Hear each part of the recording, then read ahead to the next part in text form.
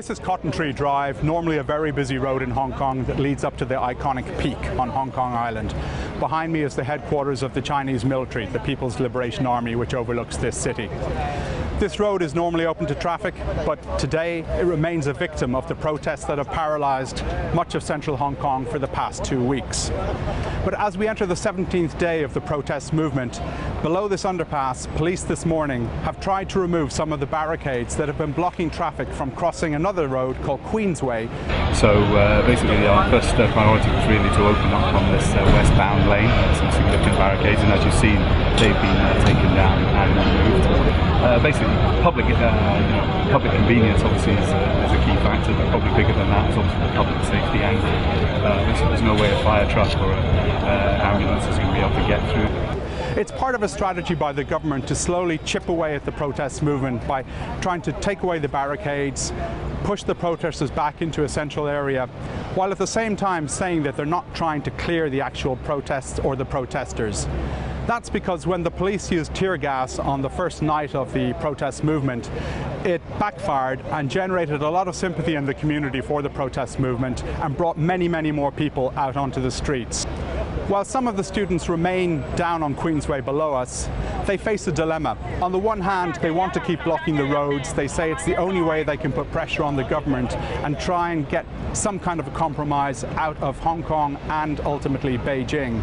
What I want to say to the silent majority is that we're not here to obstruct, but we are here for the longer good, for the greater good of the society for a longer run, for decades to come. It's like building a subway system that when the roads are dug up, of course the shops nearby would be affected, but then of course when people see the prospects of a better society and of a better transport system in the longer run, they would kind of bear with that. And this is what I'm calling the general public to bear with us, because we are also working for everyone.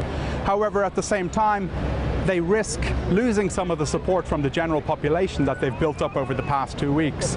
Even some Hong Kong residents who support the movement and its goals say they're becoming increasingly frustrated with the impact on their lives. They say to the students, "We support you, but enough is enough. It's time to change your tactics." We understand the students' initial objective. We support it at the big picture level. But I think, I don't think the whole movement was well thought out. It wasn't properly planned and organized. So as a result, it caused far too much damage to Hong Kong as a whole, and then everyone suffer, including themselves. And I think the impact will show itself up in days, months, and even years to come, unfortunately. Here in McCosh, in the heart of Kowloon, across Victoria Harbour from Hong Kong Island, the situation is very different. While some of the main roads on Hong Kong Island were cleared today, in McCosh there's still a big standoff at the corner of Argyle Street and Nathan Road.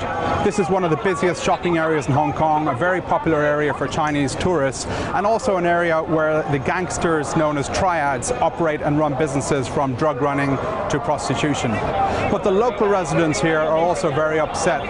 Some of them say that while they support the ideal that the students are fighting for, they want them to move away from this area and let local commerce resume. Okay, most of the residents are complaining, about their living, days of living, the business, their normal lives. Longer and longer they stay here, it affects the people more and more, and the normal people in Hong Kong, they are getting less and less patience. I would say instead of bad strategy made by the students, I would say it's a smart strategy for the government in Hong Kong. Instead of using the tear gas, the bullets, and the violence, they are using time as the weapon, to allow them staying here, and then more people will get mad.